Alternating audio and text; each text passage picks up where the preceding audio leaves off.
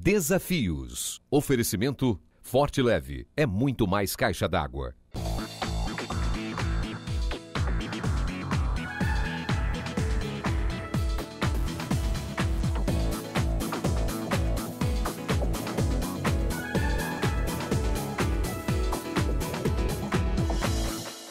Porque nós temos que orar em cima da palavra, em cima das promessas de Deus para as nossas vidas, né? A vida de todo ser humano, embora ele não creia, mas ele tem uma direção de Deus.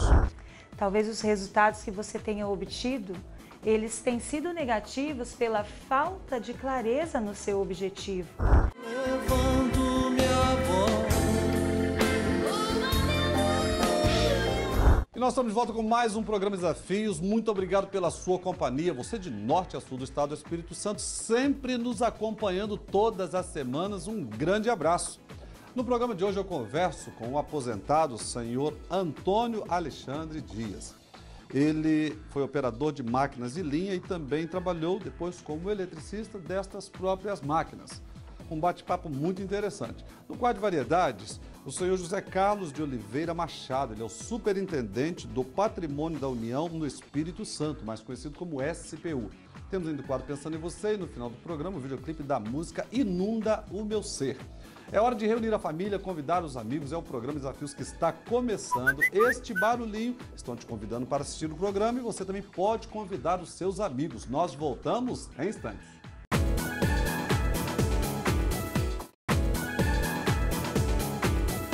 Ele está aposentado há 26 anos, trabalhou como operador de máquinas de linha e depois como eletricista dessas próprias máquinas. No programa de hoje eu converso com Antônio Alexandre Dias.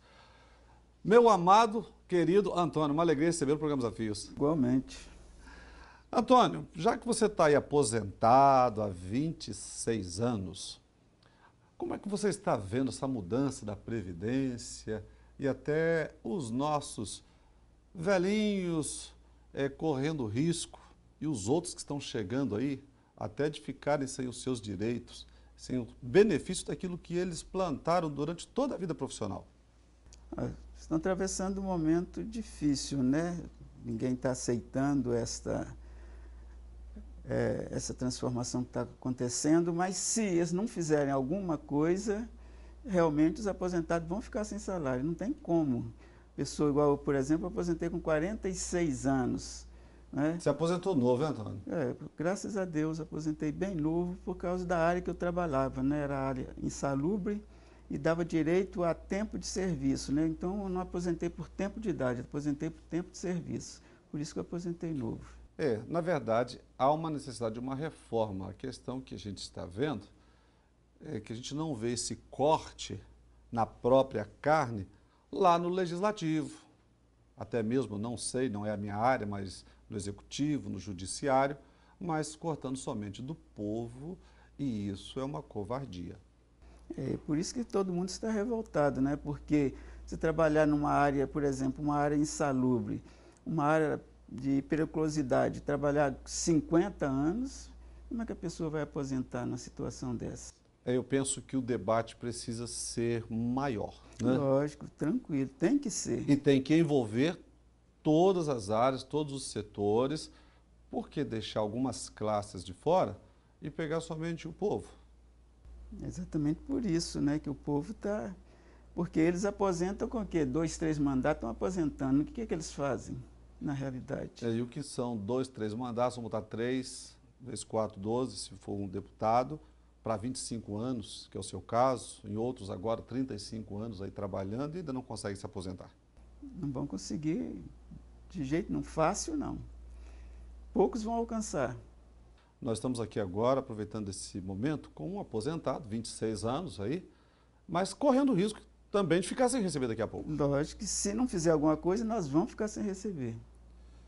Mas nós vamos, além de orar, estamos aqui para levantar esse tema para que a discussão seja mais abrangente, os nossos deputados que possam fazer o dever de casa, os nossos senadores também, para que nessa reforma não venham prejudicar pessoas como o senhor Antônio. Porque eu não vi meus filhos crescer nesses 8 anos que eu trabalhei no trecho, né? A gente trabalhava daqui até perto de Belo Horizonte.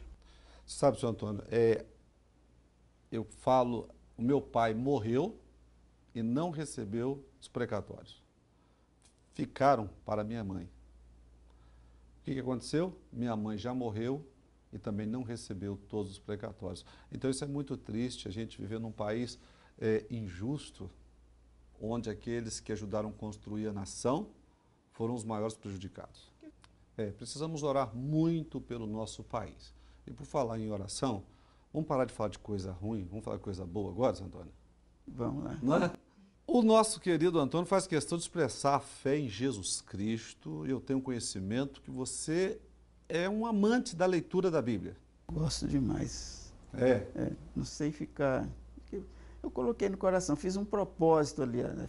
Foi em 84, 85, de ler a palavra todo ano, que eu vi essa necessidade, né?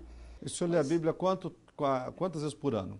2 vezes. Hoje, depois que eu aposentei, 2 vezes. De 92 para cá... Com 26 anos para cá, o senhor já leu a Bíblia 52 vezes. Sem falhar. Estou chegando agora... Hoje eu cheguei, terminei Atos hoje. É mesmo? Todo 1º de dezembro, todo 1º de janeiro e 1º de julho. Aí nesse espaço eu sempre procuro ler um livro, um estudo, alguma coisa assim. Qual a importância do nosso telespectador ler a Bíblia Sagrada?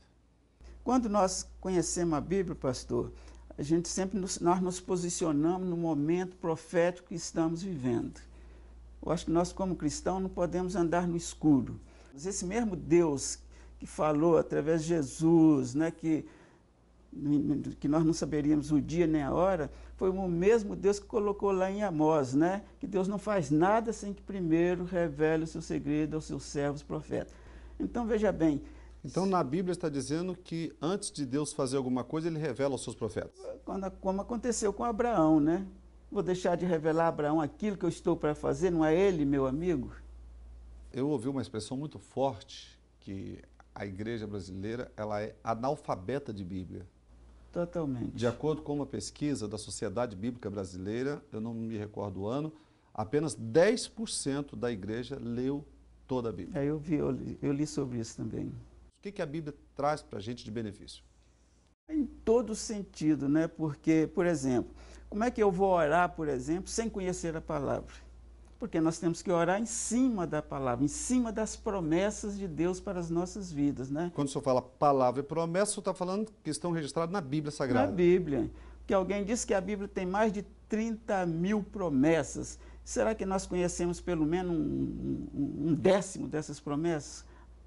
E por isso que às vezes você vai orar e a nossa voz, como diz alguém, não passa de um grito vazio, né? Porque não tem respaldo bíblico, às vezes, para aquilo que nós oramos, né? Então, por isso que nós temos que ter conhecimento.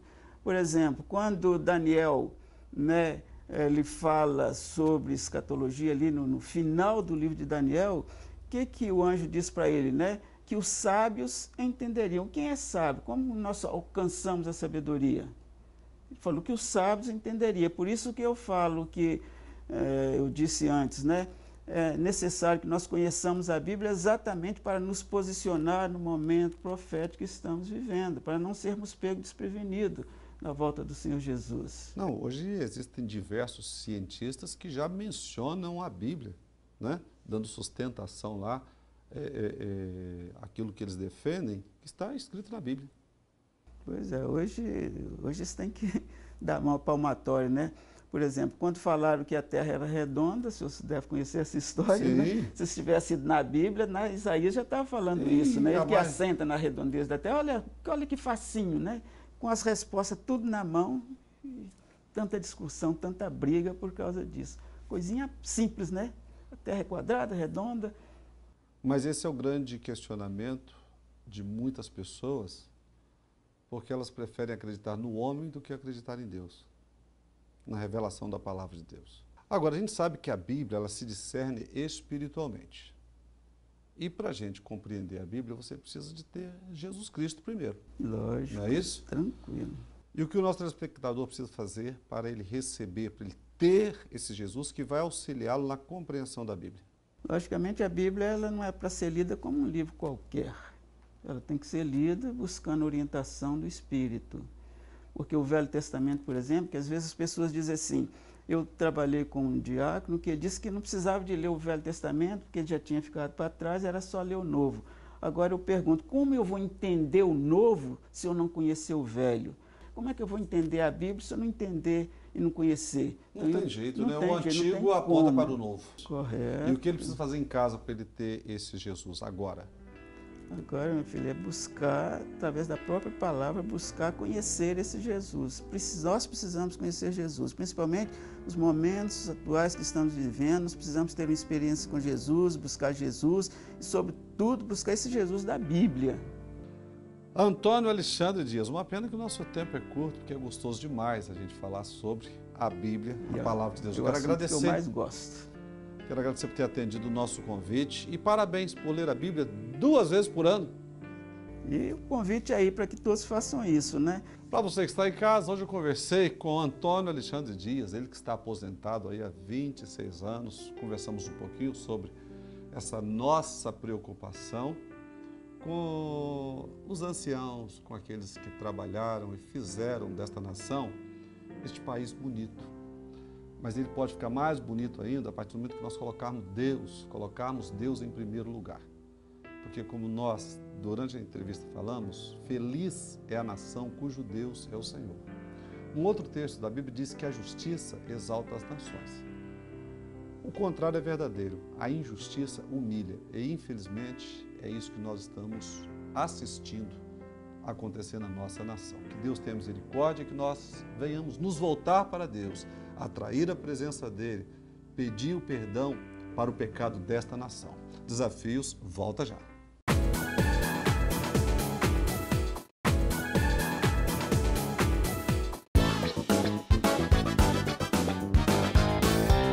No programa de hoje eu converso com o superintendente do Patrimônio da União no Estado do Espírito Santo, mais conhecido como SPU, o senhor José Carlos de Oliveira Machado.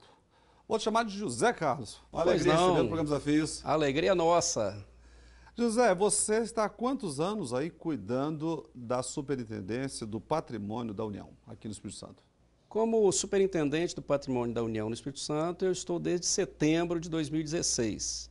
Foi quando fomos nomeados para o cargo. Inclusive, assim, para o público tomar um pouco mais de conhecimento, na verdade, vocês cuidam, administram os terrenos de Marinha, não é isso? É verdade. Essa é a nossa principal atribuição como gestores do Patrimônio da União.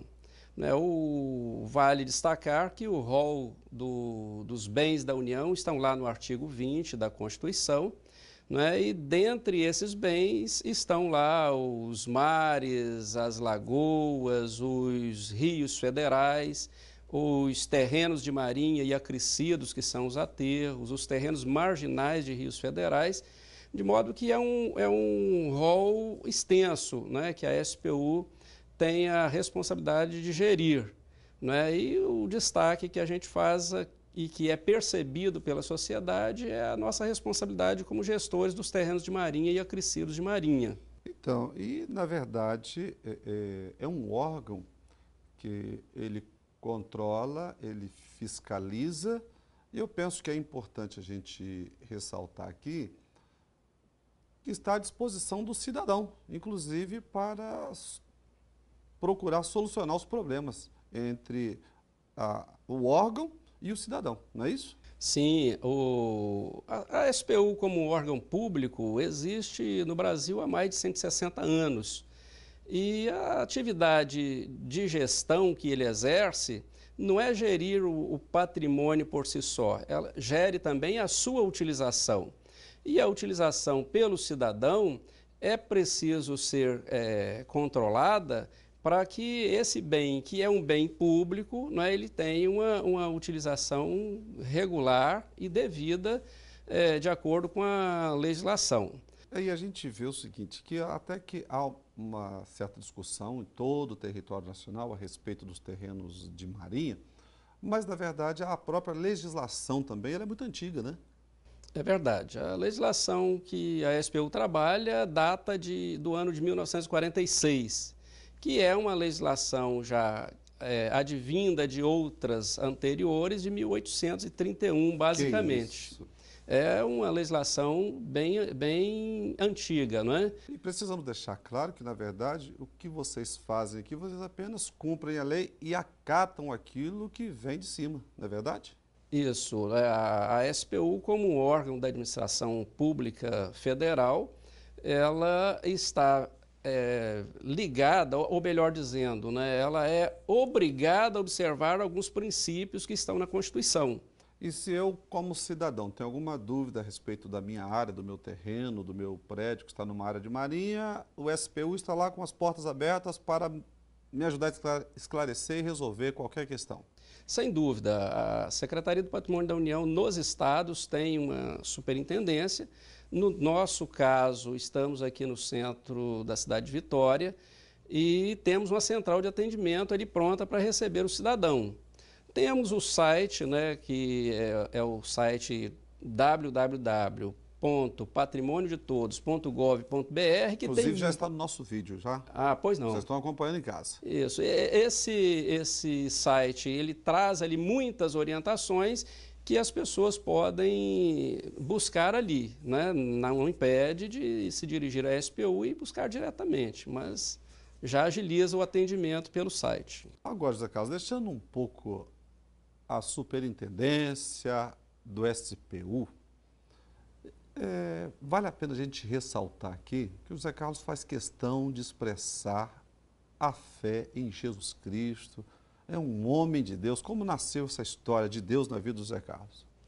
É verdade, eu sou filho de famílias evangélicas, nasci em lar cristão e já cresci ouvindo falar de Jesus, né? Falar de Deus, né? Das coisas de Deus, conhecendo a Bíblia, alunos de escola dominical, e isso, com certeza, é a base da minha formação, né? Como pessoa, como cidadão, né? E como um profissional que sou hoje. E você atribui esse sucesso, a sua ascensão profissional,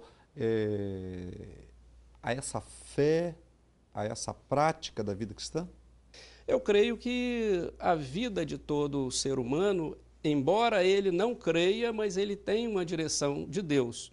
E quando ele reconhece e segue a direção que Deus está lhe determinando, parece que isso fica mais fácil.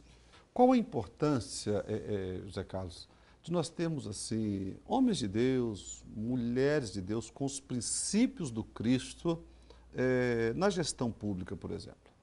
Acredito que se as pessoas, né, investidas de alguma atribuição pública sejam, né, pessoas que temem a Deus, eu acredito que a sociedade pode ser melhor construída, melhor trabalhada, porque os evangélicos, e aqui a gente fala dos evangélicos porque são pessoas que estão procurando seguir um padrão estabelecido pela Bíblia Sagrada. Esses padrões aí que Deus deixa transcrito na palavra são princípios morais que devem ser preservados ao longo do tempo. E qual a importância, Zé, dele procurar uma igreja mais próxima da casa dele, uma igreja saudável? Qual a importância de congregar? Bom, a casa de congregação é o lugar onde a gente escolhe para adorar a Deus, para orar, para ter um contato pessoal com Deus, né? E isso é importante que a pessoa faça para que ela possa ali ter uma oportunidade de oração, uma oportunidade de conhecer mais a palavra e conhecer um pouco mais a respeito de Deus. E aí eu penso que ela deve procurar uma igreja evangélica para ela ouvir as pessoas, né, que já estão lá e se inteirar um pouco mais de Deus. O próprio ambiente vai facilitar o contato dele com Deus. Com certeza, é verdade. José Carlos, quero agradecer por ter atendido o nosso convite. Parabéns pelo brilhante trabalho que você vem desenvolvendo aí como superintendente do SPU. Que Deus te abençoe ricamente. Amém, obrigado. Eu é que agradeço a oportunidade de estar aqui e de poder expressar aqui um pouquinho das nossas ideias, do nosso pensamento no seu programa. Glória a Deus por isso, e foi bom para poder aproximar um pouco mais esse órgão tão importante, público, do nosso cidadão capixaba. Obrigado. Deus te abençoe. Para você que está em casa, hoje eu conversei com o superintendente do Patrimônio da União no Espírito Santo, o senhor José Carlos de Oliveira Machado. O recado já foi dado. É com esta informalidade, mas tentando despertar você sobre a importância de você ter Deus, viver Deus. Não estamos aqui para apontar para nenhum nome de denominação, mas sim para Jesus Cristo, que quer te dar uma história diferente para contar. E não somente uma história para contar, mas uma eternidade com Deus. Desafios, volta já.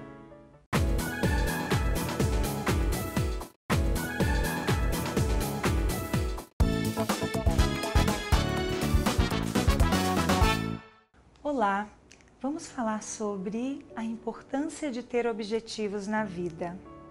Na Bíblia há vários registros de pessoas que sabiam onde queriam chegar e viveram em prol daquele objetivo.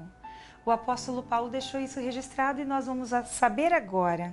Diz o seguinte em Filipenses 3, mas uma coisa faço, esquecendo-me das coisas que para trás ficam e avançando para as que diante de mim estão, prossigo para o alvo. Paulo tinha um alvo. E todas as coisas que ele viveu antes disso, ele considerou como perda. Ele sabia onde ele queria chegar. Ele esmerou-se até conseguir. Você tem feito assim na sua vida? Você, porventura, sabe aonde você quer chegar? Se você quer ter uma família, os defeitos dos seus familiares jamais poderão interferir na sua entrega e amor incondicional. Se você porventura quer passar numa faculdade, pense bem, os estudos jamais serão um pesar, porque o seu objetivo está bem claro, você sabe onde você quer ir. Se você porventura é um atleta e quer chegar no pódio, horas de treino, uma dieta restrita, certamente te influenciarão até que você conquiste o seu prêmio. Bem, se você não se empenhar por saber qual é o objetivo claro na sua vida, como é que você vai estabelecer as metas para alcançá-lo? Talvez os resultados que você tenha obtido, eles têm sido negativos pela falta de clareza no seu objetivo. O que você quer da sua vida? E o que você tem feito para alcançar isso? Quais os recursos que você tem lançado mão? O que você tem buscado aprender? Quem você tem se relacionado traz para você um resultado positivo? Pense nisso. Ter claro o seu objetivo e viver em função dele, como Paulo fez, certamente fará você conquistar e ser uma pessoa altamente realizada. Um sucesso. Pense mais em você.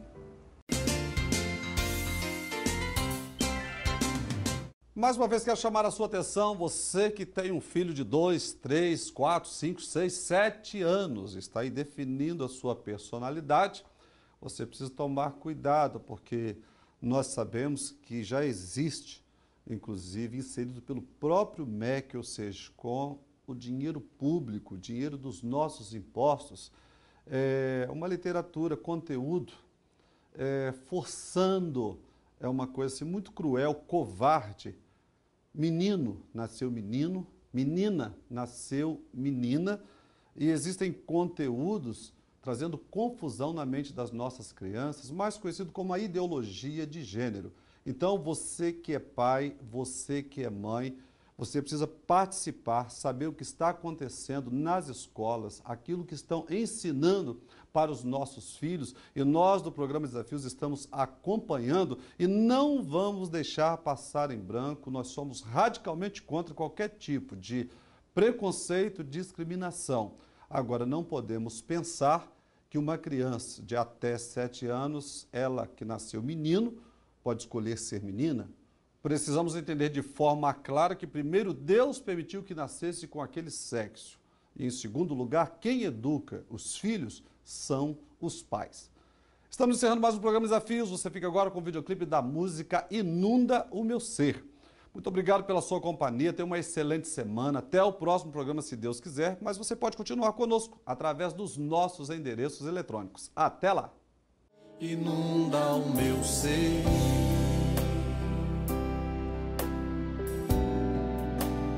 com o teu poder. Inunda o meu ser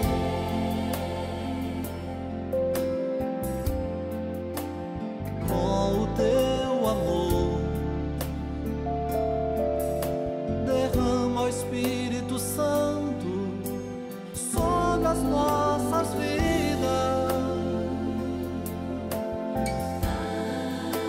Inunda o meu ser. Inunda o meu ser com o teu poder. Levanto minha voz.